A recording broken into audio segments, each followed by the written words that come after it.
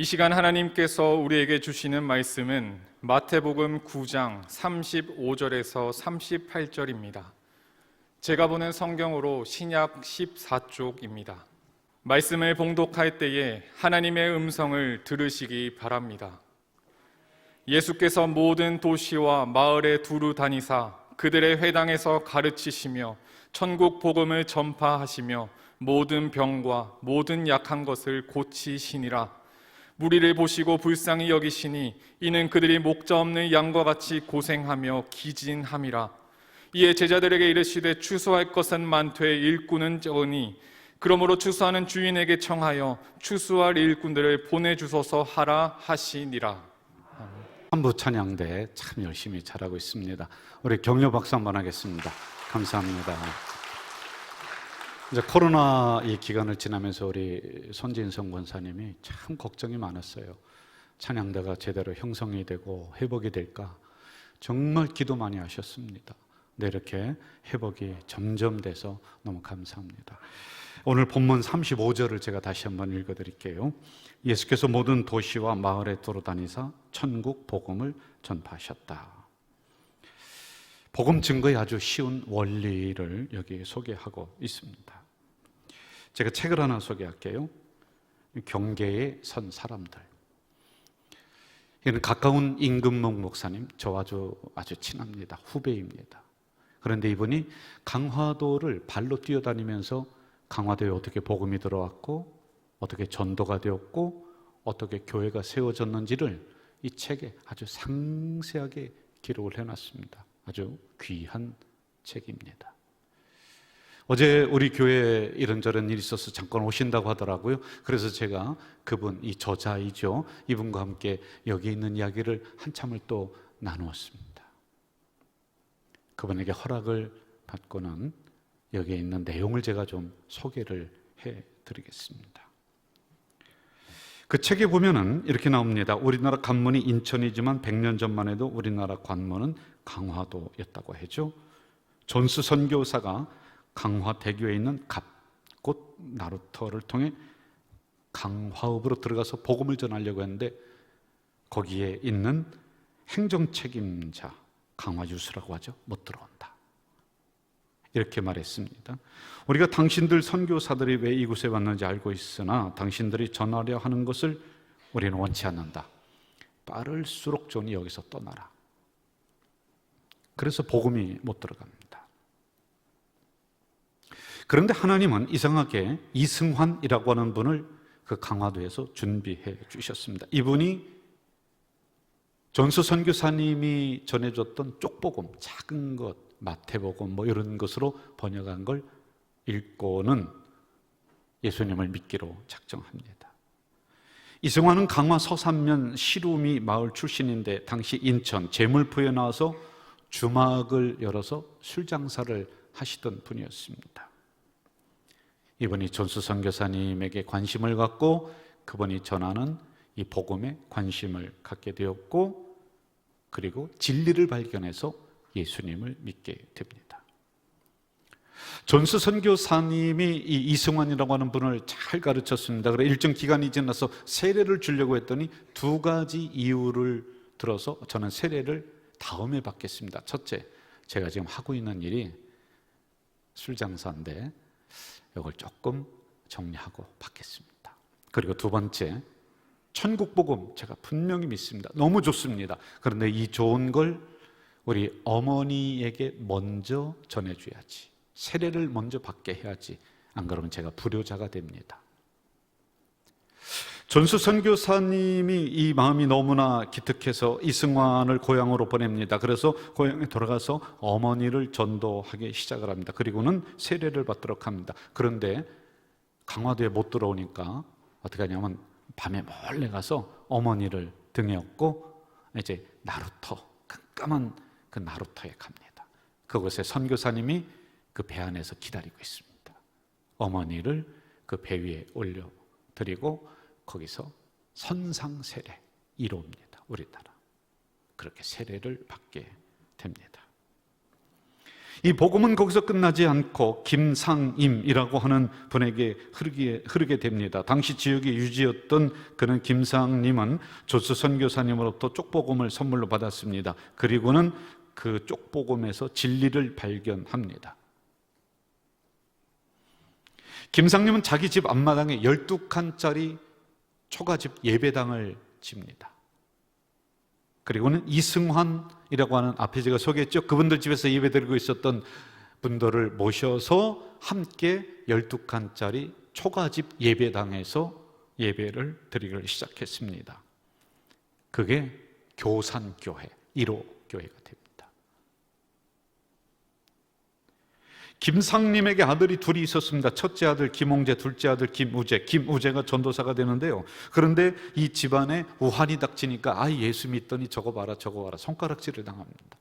그러자 거기에 김리부가라고 하는 분이 시집을 옵니다. 김우재 전도사에게 시집을 옵니다. 이분은 나중에 찬송 할머니라고 불리게 되죠.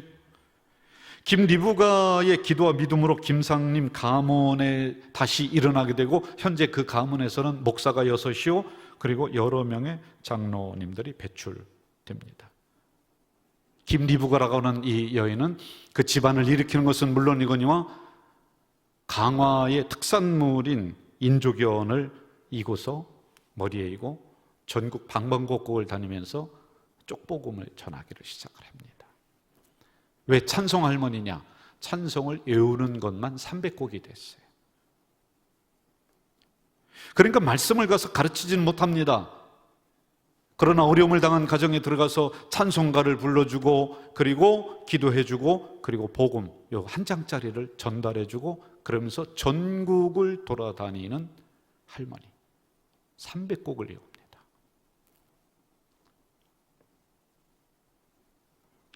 이런 전도의 열매로 제2호 교회가 강화도에 탄생을 하는데 그것이 홍의교회입니다.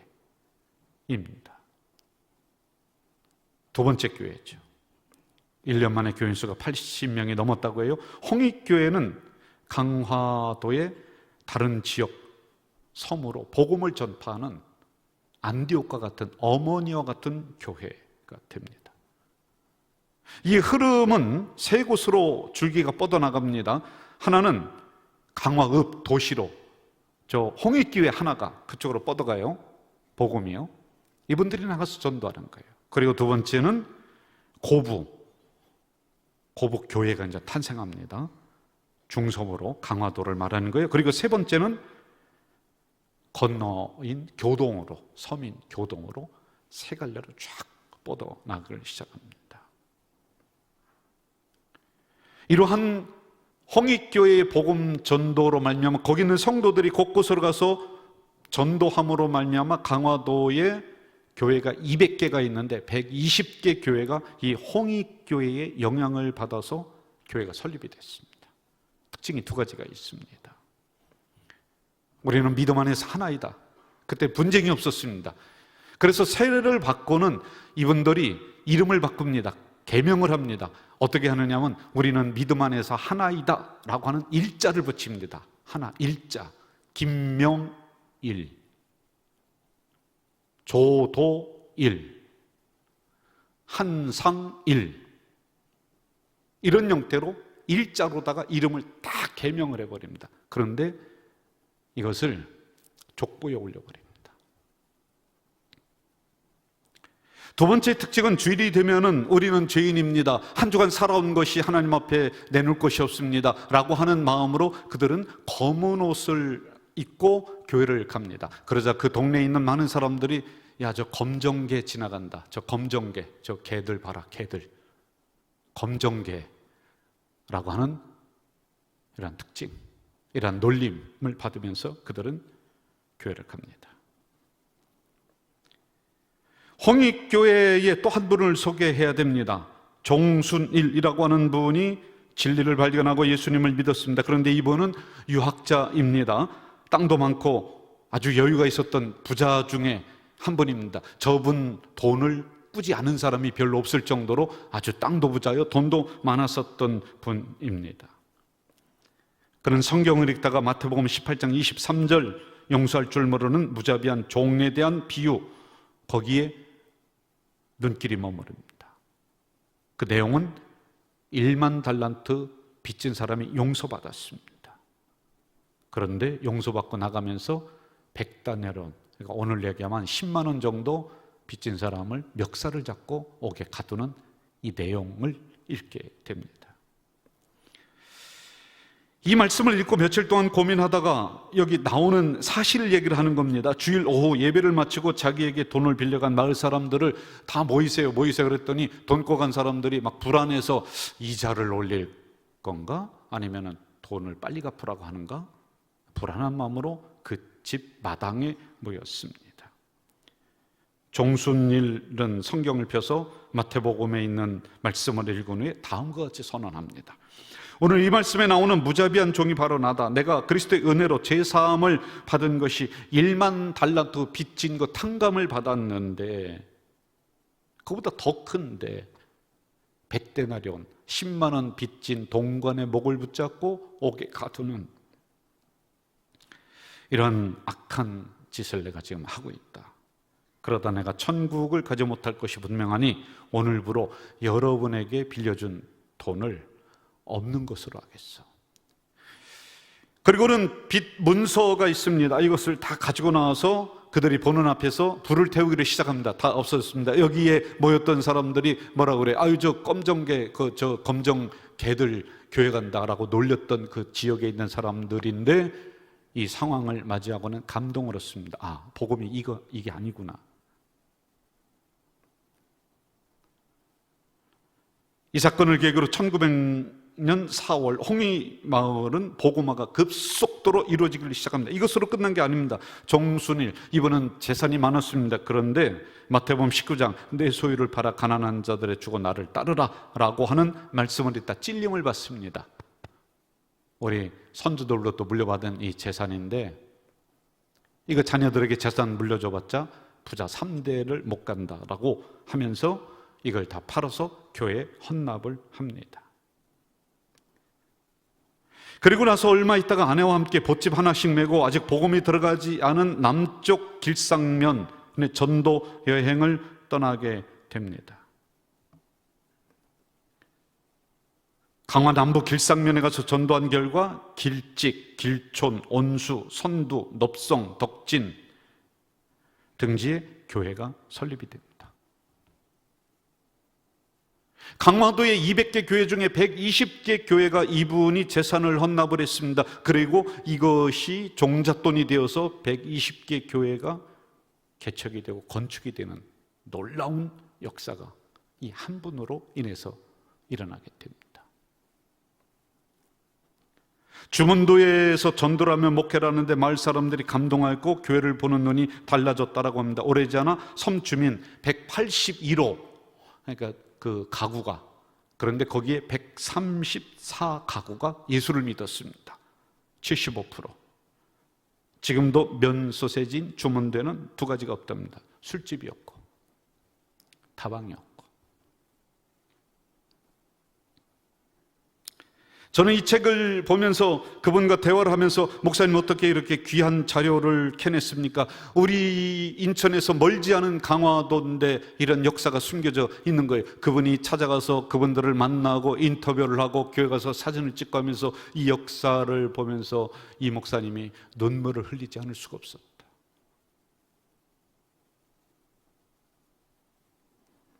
이춘호 목사님이라고 하는 분이 있습니다. 열정 플러스 무장이라고 하는 책을 보면 이런 내용이 나옵니다. 담임 목사로 그 교회에 부임을 했습니다. 여러 여전도회가 있고 남선교회가 있는데 이제 내년도의 계획을 한번 이야기해 주세요. 그랬더니 여전도회는 전도가 목적인데 그냥 미숫가루, 고춧가루, 젓갈, 가래떡, 참기름 1년 내내 그 사역만 하다가 딱 끝나더라는 거예요. 남선교회는 두 가지 했답니다. 5월에 모여서 족구대, 8월에 복날에 게 잡아먹는 거. 두 가지 사업이 딱 있더랍니다. 목사님이 임원들에게 물었습니다. 왜 이렇게 물건만 파는 계획을 세웠습니까? 목사님 선교해야죠. 선교해야지. 해야죠. 물론 물질이 있어야지 선교하는 거 맞습니다. 그러나 그것보다 앞선 것이, 중요한 것이 있음을 놓쳤다는 것입니다. 여러분, 우리 교회도 남선교회 거기 여전도회가 있습니다. 1년 동안 좋은 물건을 가지고 우리 성도들에게 팔기도 하고 또 서비스도 하고 여러 가지 주문을 받아서 여러분들에게 아주 질 좋은 것을 제공을 하고 있습니다. 그런데 거기에 남는 금액을 가지고 원래 본질적인 목적에 우리가 다시 투자하고, 이웃에 다시 투자하고, 선교에 다시 투자하고. 제가 우리 여전도회를 회장님들을 모셔놓고, 남선교 회장님들을 모셔놓고 한 달에 한 번씩 회의를 합니다. 반드시 얘기합니다. 세 가지를 얘기합니다. 첫째, 한두 명이라도 모여서 임원들이 기도하세요. 기도하지 않으면 우리가 서로 상처 주다가 끝납니다. 두 번째, 전도를 프로그램에 넣으세요.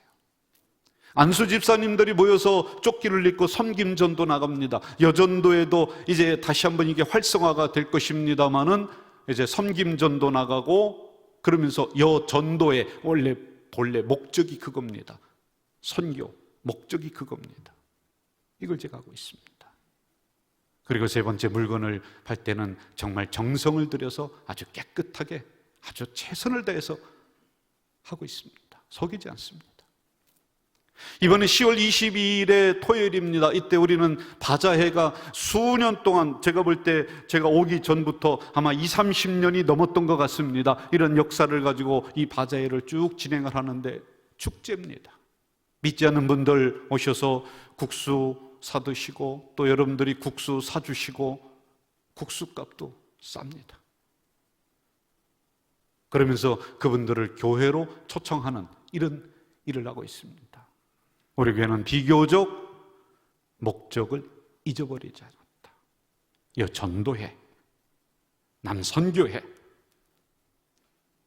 영혼구원의 대사명을 가지고 하나님이 교회를 가자등에 세웠습니다. 여러분, 우리는 모이면은 목숨을 다해 예배 성공해야지만이 됩니다. 그리고 흩어지면 여러분들이 전도지가 돼야 됩니다. 여러분 어디에서든지 간에 영혼구원, 여러분의 언행 심사가 전도지가 되어서 복음을 증거하는 성도들이 되어야 될 줄 믿습니다.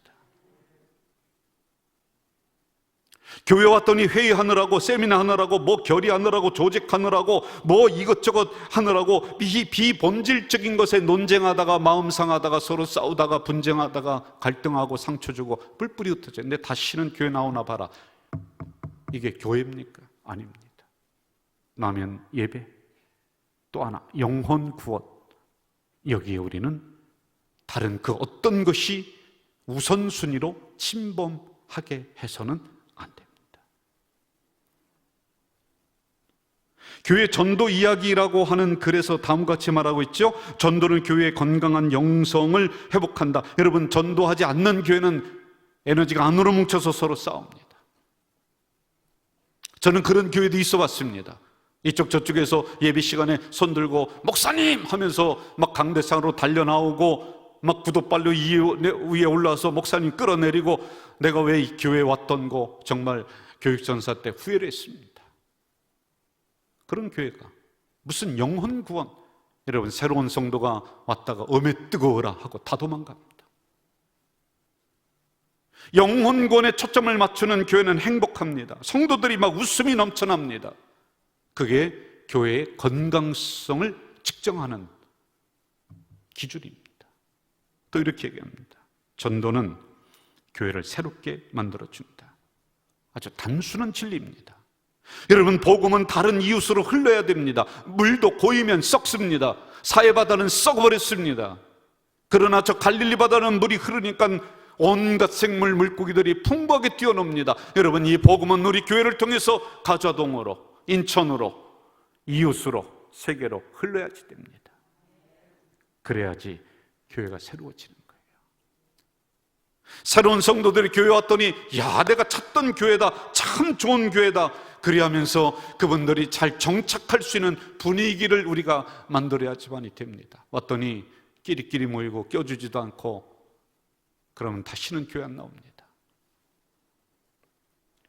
세 번째, 이렇게 얘기합니다. 전도는 성도들에게 문제 해결의 열쇠를 준다. 여러분, 신약 성경을 보면은 단순합니다. 복음이 증거됩니다. 그러면 그 지역에 있는 병자들이 낫습니다. 문제가 해결됩니다. 그랬더니 교회가 형성이 되는 거예요. 또 다른 지역으로 또 갑니다. 그랬더니 거기에서 문제가 해결되고 귀신이 떠나고 병자가 일어나고, 그랬더니 교회가 또 만들어집니다.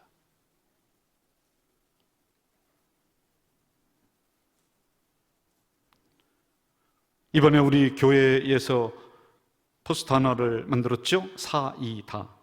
이게 무슨 뜻이에요? 사랑으로 이웃에게 다가가자. 같이 합시다. 시작. 사랑으로 이웃에게 다가가자. 50주년 500명 초청 한번 해보자. 우리 교회 50주년입니다. 47년 동안 우리가 저 구성전에 있었습니다. 여러분, 그때도 수많은 사람들이 우리 교회에 몰려왔습니다. 2층에 너무 많이 올라가서 제발 올라가지 마세요. 어느 때 3부 예배 때는 앉을 자리가 없어서 왔다 갔다 하더니 성도들이 돌아갑니다. 예배를 1, 2, 3부, 그리고 청년 예배 4부. 교회 지침합시다. 우리 성도들 그만 오게 합시다. 등록을 안 받습니다. 당회에 제가 거디를 했습니다. 등록 받지 맙시다. 왜? 교회가 하도 좁으니까 왔다가 빠져나가고 진짜 그렇게 했습니다. 그분들이 왜 몰려왔겠습니까? 건강한 교회니까, 내가 갈 수 있는 교회니까, 내 영혼을 맡길 수 있는 교회니까. 우리 장로님들이 그럴 수 없습니다. 그러면서 우리 본당을 한번 또 건축해 봅시다. 그래서 여러분 2019년에 비로소 이리로 온 것입니다. 우리가 건물 자랑하려고 일부러 이렇게 한 거 아닙니다. 여러분, 재정이 다 준비되어 있어도 건축하다가 싸우고 분쟁나고 다 뿔뿔이 흩어집니다. 여러분, 우리 계약금 하나 없었습니다. 모아놓은 돈 1억도 없었습니다. 기적입니다. 여러분, 왜 그랬습니까? 하나님이 영혼 구원하시라고 이쪽으로 옮기게 해주신 줄 믿습니다.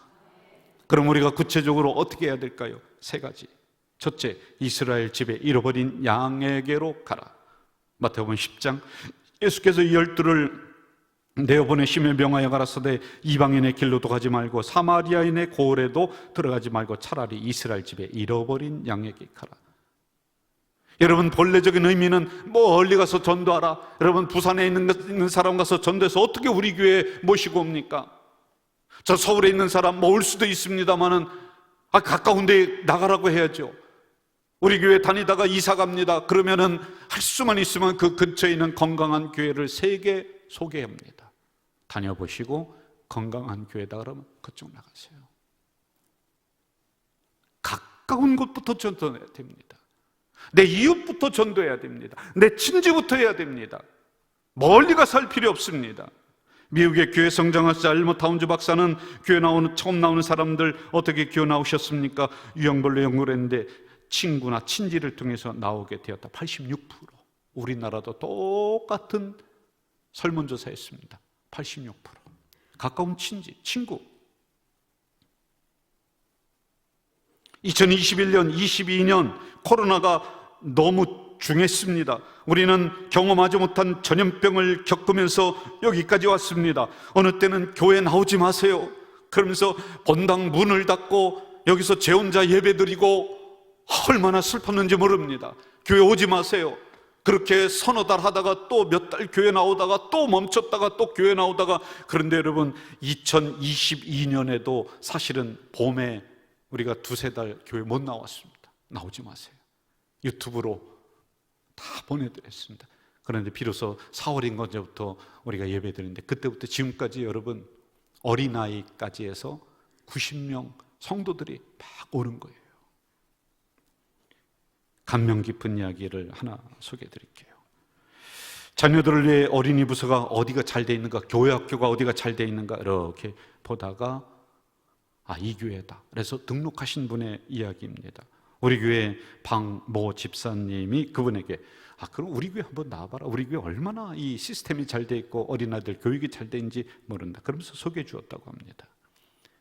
금방 등록을 하지 않고 몇 주를 다녀보셨습니다. 큰 아이는 아동부, 작은 아이는 영유아부. 그런데 자녀들이 교회만 갔다 오면 이 프로그램이 얼마나 재미있는지 집에서도 찬송하고 아멘하고, 세상에 이렇게 좋은 프로그램으로 자녀들을 잘 교육하는 교회가 여기 있구나. 교회를 가져질 교회로 옮기고 싶었는데 나가고 있는 교회 장로님이 시아버님이니까 못 옮기는 거예요.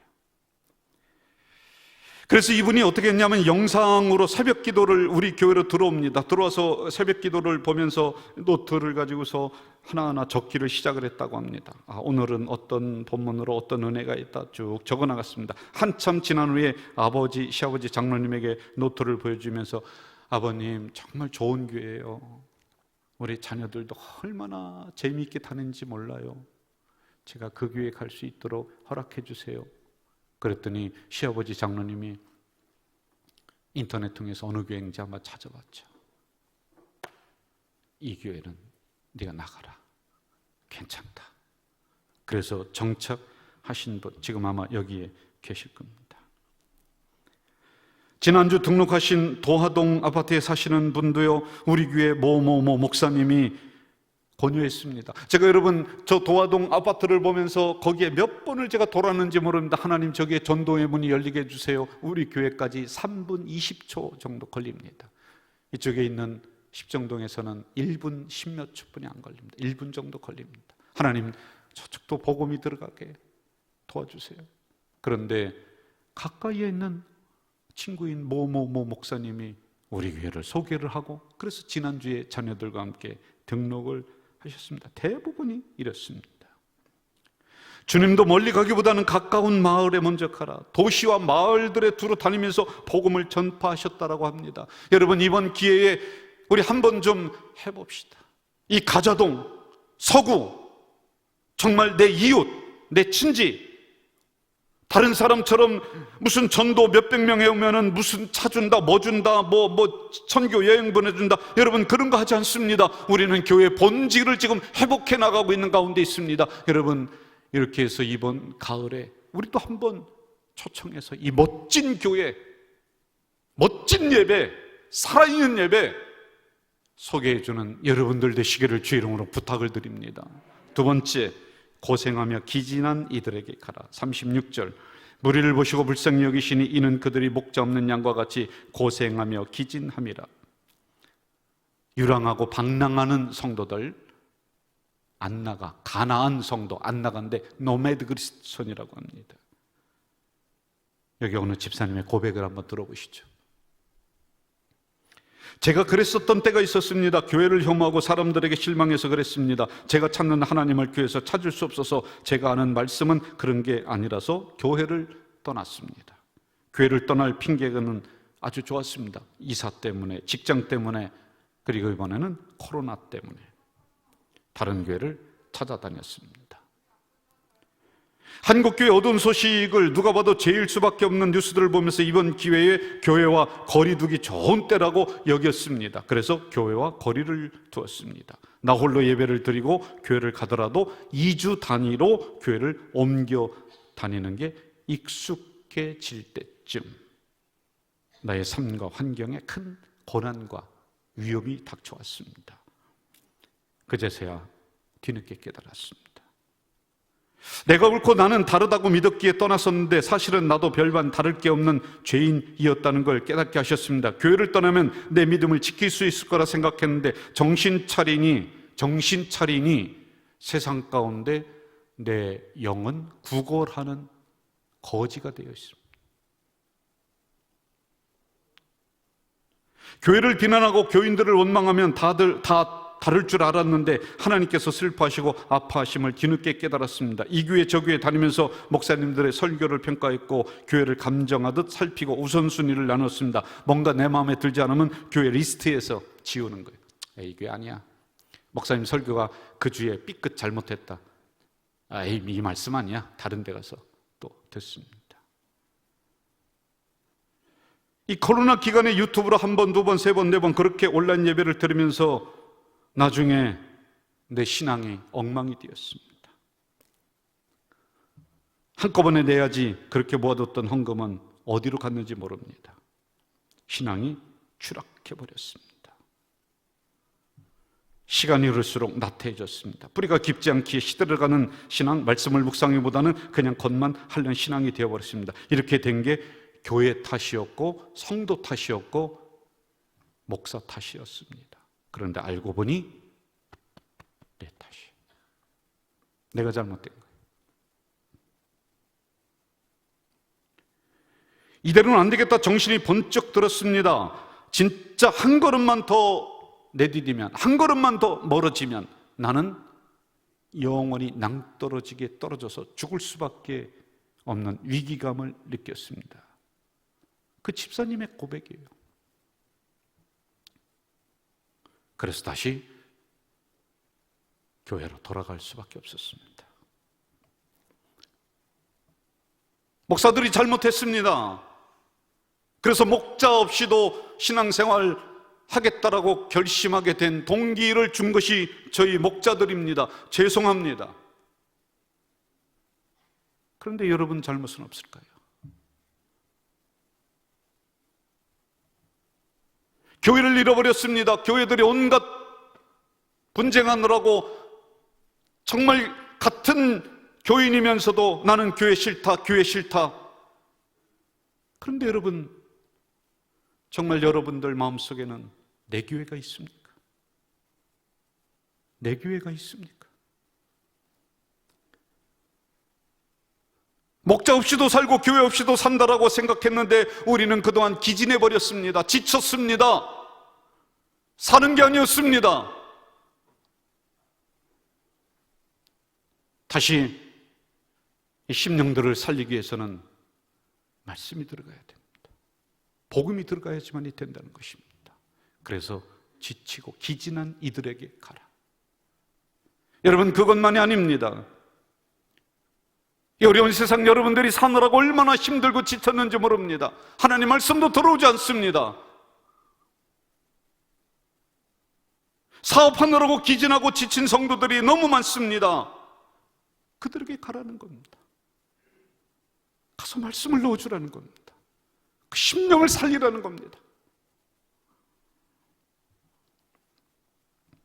저는 이번 우리가 초청잔치를 통해서 단지 숫자가 몇 명 왔다, 몇 명 왔다, 물론 우리가 500명 뭐 숫자를 놓고서 막 슬로건을 외치고 뭐 사이다, 뭐 한 명도 어쩌고저쩌고 이렇게 하는데 여러분, 그것은 단지 9~5일 뿐 우리가 마음을 모든 하나의 작업이지 그게 목표가 아닙니다. 지치고 기진한 이들에게 여러분 찾아가서 말씀을 넣어주고 다시 일으켜 세우는 놀라운 이번 기회가 되길 주 이름으로 부탁드립니다. 마지막 세 번째, 일꾼들에게 주시는 축복이 있습니다. 본문 37절 일꾼, 38절 일꾼. 일꾼이 너무 없습니다. 그 월급 주는 목사님이 가서 전도해야죠. 여러분, 아닙니다. 여러분을 하나님은 복 주시길 원합니다. 여러분이 가난하게 살고 어렵게 살고 하는 거 우리 하나님은 원치 않습니다.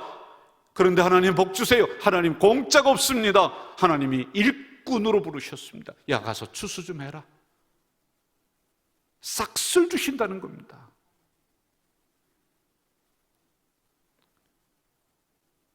제가 농사를 지었다고 하면 많은 성도들이 에이, 무슨 농사, 저렇게 곱상하게 생긴 목사가 무슨 농사. 그런데 아닙니다. 제가 농사도 도와주고 짓기도 하고, 그런데 일꾼은 그냥 대우하지 않습니다. 일꾼은 첫째, 주인이 시키는 일을 반드시 해야 됩니다. 자기가 가서 함부로 할 수 없습니다. 뭐 밭을 매든지 농약을 주든지 뭔가 목적이 있습니다. 그리고 일꾼으로 불렀다. 기가 막힌 대우를 해줍니다. 오자마자 담배 한 버릇씩 쫙 돌립니다. 시골에서 그랬다고요. 막걸리 떨어지면 안 됩니다. 늘 막걸리. 점심 닭고기 나와야 돼요. 저녁 돼지고기 나와야 돼요. 새참 시시때때로 해줍니다. 그리고 끝나면은 주인이 뭐라고 하느냐, 오후쯤 되면은 일꾼들에게 여러분, 이 일을 열심히 해주시면 저녁에 제가 맥주 한 잔 올리겠습니다.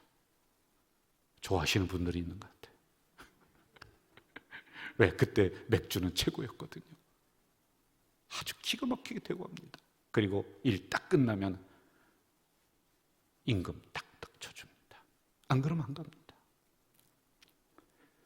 여러분, 전도의 일꾼이라고 하는 용어가 붙었습니다. 이것은 공짜가 아니라는 것입니다. 하나님이 분명한 삭슬 쳐주신다는 겁니다. 여러분, 남집 일 가서도 10만 원 그때 주는데 하나님이 째째하게 10만 원 주시겠습니까? 우리가 생각하지 못한 놀라운 복을 오늘 여기 묻어두셨습니다. 35절, 모든 병과 모든 약한 것을 고치시니라. 여러분의 기업이 어렵습니까? 여러분, 기업을 통해서 복음이 흐르도록 한번 해보십시오. 그러면 하나님이 그 어려운 기업 다시 고쳐주실 줄 믿습니다. 여러분, 건강이 힘이 듭니까? 다시 한번 여러분 전도지 들고 복음을 이웃에게 전달해 보십시오. 하나님이 건강의 복을 주십니다. 악한 질병이 떠나가게 만들어 주실 줄 믿습니다. 하던 일이 막히셨습니까? 흐르게 해야 됩니다. 무엇으로? 복음으로. 형통의 역사가 일어날 줄 믿습니다. 다니엘 12장 3절 같이 읽고 마치겠습니다. 시작. 지혜 있는 자는 궁창의 빛과 같이 빛날 것이요 많은 사람을 옳은 대로 돌아오게 한 자는 별과 같이 영원토록 빛나리라. 아멘. 전능하신 아버지 하나님, 이번에 숫자 자랑하려고 전도 많이 해오면 상품 많이 준다, 그런 것이 아니라 우리 교회 본질을 회복하려고 하는 이 운동입니다. 우리 교회는 예배가 살아있고 말씀이 살아있는 교회입니다. 교회를 여기에 세우신 것은 영혼 구원, 이 목적을 위해 세우셨습니다. 이 일 우리들이 깨닫고 다시 한번 매진해 나가는 우리 공동체가 될 수 있도록 역사해 주시옵소서. 예수님의 이름으로 기도하옵나이다. 아멘.